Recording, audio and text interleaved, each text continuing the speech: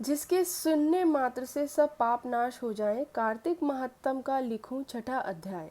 नारद जी बोले, जब 2 घड़ी रात बाकी रहे तब तुलसी की मृत्तिका वस्त्र और कलश लेकर जलाशय पर जाएं। कार्तिक में जहाँ कहीं भी जलाशय के जल में स्नान करना चाहिए। गर्म जल की अपेक्षा ठंडे जल में स्नान करने से 10 गुना पुण्य होता है। उसे 100 गुना पुण्य बाहरी कुएं के जल में स्नान करने से होता है। उससे अधिक पुण्य बावड़ी में और उससे भी अधिक पुण्य पोखर में स्नान करने से होता है। उससे 10 गुना झरने में और उससे भी अधिक पुण्य कार्तिक में नदी स्नान करने से होता है। उससे भी 10 गुना पुण्य वहाँ होता है जहाँ 2 नदियों का संगम हो, और यदि कहीं 3 नदियों का संगम हो तो पुण्य की कोई सीमा ही नहीं है। स्नान के पहले भगवान का ध्यान करके स्नानार्थक संकल्प करना चाहिए। फिर तीर्थ में उपस्थित देवताओं को क्रमशः अर्घ आचमनीय आदि देना चाहिए। अर्घ मंत्र इस प्रकार है। हे कमलनाथ, आपको नमस्कार है। हे जलशायी भगवान, आपको प्रणाम है। हे ऋषिकेश, आपको नमस्कार है। मेरे दिए अर्घ आप ग्रहण करें। वैकुंठ, प्रयाग तथा बद्री आश्रम में जहाँ कहीं भगवान विष्णु गए वहाँ उन्होंने 3 प्रकार से अपने पांव रखा था। वहाँ पर ऋषि वेदयज्ञों सहित सभी देवता मेरी रक्षा करते रहे हैं। हे जनार्दन, हे दामोदर, हे देवेश, आपको प्रसन्न करने हेतु मैं कार्तिक मास की विधि विधान से ब्रह्म मुहूर्त में स्नान कर रहा हूँ। आपकी कृपा से मेरी सभी पापों का नाश हो। हे प्रभु, कार्तिक मास में व्रत तथा विधि पूर्वक स्नान करने वाले में अर्घ्य देता हूँ। आप राधिका सहित ग्रहण करें। हे कृष्ण, हे बलशाली राक्षसों का संहार करने वाले भगवान, हे पापों का नाश करने वाले, कार्तिक मास में प्रतिदिन दिए हुए मेरे इस अर्घ द्वारा कार्तिक स्नान का व्रत करने वाला फल मुझे प्राप्त हो।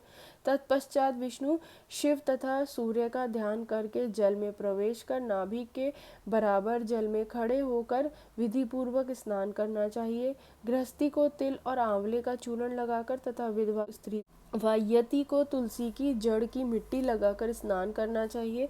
सप्तमी, अमावस्या, नवमी, त्रयोदशी, द्वितीय, दशमी आदि तिथियों को आंवले तथा तिल को से स्नान करना वर्जित है। स्नान करते हुए निम्न शब्दों का उच्चारण करना चाहिए। जिस भक्ति भाव से भगवान ने देवताओं के कार्य के लिए 3 प्रकार का रूप धारण किया था, वही पापों का नाश करने वाले भगवान विष्णु अपनी कृपा से मुझे पवित्र बनाए। जो मनुष्य भगवान विष्णु की आज्ञा से कार्तिक व्रत करता है, उसकी इंद्रादि सभी देवता रक्षा करते हैं, इसलिए वह मुझको पवित्र करें। बीजों, रहस्यों तथा यज्ञों सहित वेदों के मंत्र कश्यप आदि ऋषि, इंद्र आदि देवता मुझे पवित्र करें।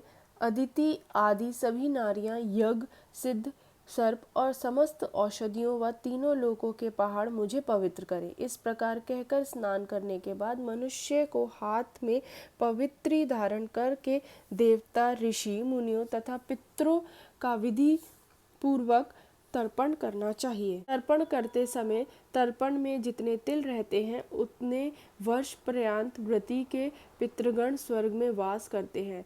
उसके बाद व्रती को जल से निकलकर शुद्ध वस्त्र धारण करने चाहिए। सभी तीर्थों के सारे कार्यों से निवृत्त होकर पुनः भगवान विष्णु का पूजन करना चाहिए। सभी तीर्थों के सारे देवताओं का स्मरण करके भक्ति पूर्वक सावधान होकर चंदन, फूल और फलों के साथ भगवान विष्णु को फिर से अर्घ देना चाहिए। अर्घ के मंत्र का अर्थ इस प्रकार है। मैंने पवित्र कार्तिक मास में स्नान किया है। हे विष्णु, राधा के साथ आप मेरे दिए अर्घ का ग्रहण करें।